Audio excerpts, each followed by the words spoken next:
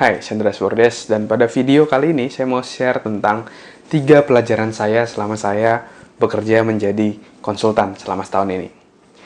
Jadi, setahun kemarin saya memutuskan untuk join ke salah satu perusahaan konsultan di Indonesia. Dan kenapa saya masuk ke perusahaan konsultan? Karena saya merasa saya akan belajar lebih banyak dan mendapatkan pengalaman berharga ketika saya bisa menghandle berbagai perusahaan dengan berbagai macam proyek dan bertemu, bekerja sama dengan berbagai macam orang juga tentunya. Dan selama setahun ini saya banyak banget dapat pembelajaran.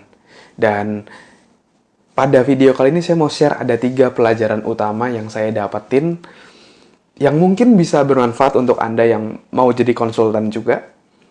Dan selama jadi konsultan, saya berfokus terutama di HR ya, di human resource, dari restruktur organisasi, lalu ada job analysis, job evaluation, talent management, lalu juga terkait employee engagement, dan berbagai macam proyek lainnya.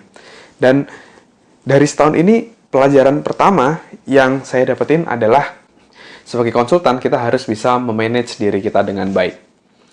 Karena tentu kita akan menghandle berbagai macam proyek gitu ya. Kadang-kadang harus fokus di A, fokus ke B, fokus ke C. Karena dalam suatu waktu yang sama, mungkin dalam sebulan, kita bisa handle 2-3 proyek kayak gitu. Jadi kadang fokus ke A, terus fokus ke B, terus fokus ke C. Nah, itu harus bisa memanage diri dengan baik.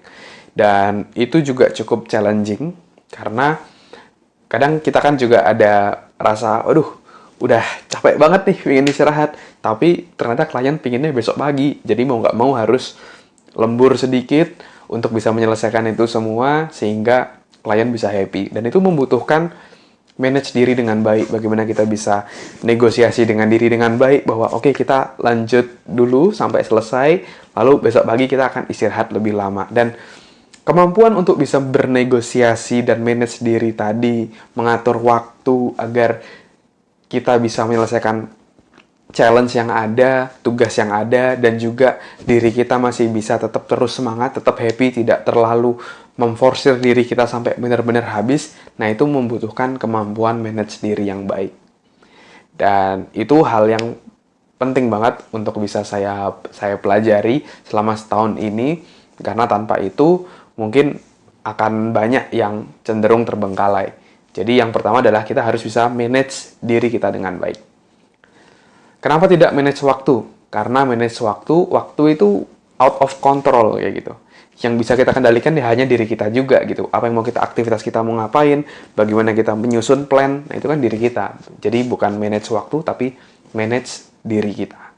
Bagaimana rencana kita, bagaimana emosi kita, bagaimana pikiran kita, nah itu semua termasuk dari manage diri. Lalu yang kedua adalah dari bagaimana kemampuan kita untuk bisa berkomunikasi dan negosiasi dengan orang lain. Karena sebagai konsultan kita pasti bekerja juga dengan tim internal dan juga dengan tim eksternal. Nah, maksudnya, jadi ketika mengerjakan sebuah proyek, kita pasti berkomunikasi dengan tim internal untuk mendesain sebuah program, berdiskusi untuk solusi yang ada. Dan juga kita bekerja sama dengan klien. Klien itu juga pasti ada maunya seperti apa, kadang A, B, C, macam-macam. Dan tipe-tipenya juga bermacam-macam. Ada yang santai, ada juga yang terlalu takut, terlalu gopoh. Tapi ini begini ya, ini begitu ya, ini begini ya, ini begitu ya. Terlalu intens juga ada. Jadi bermacam-macam. Dan hal itu membuat kita harus bisa jadi fleksibel.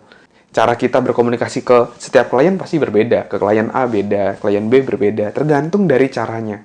Jadi kita harus bisa melakukan komunikasi yang fleksibel, terutama kepada klien. Karena kalau tim kan ya orangnya itu-itu aja kayak gitu kan ya.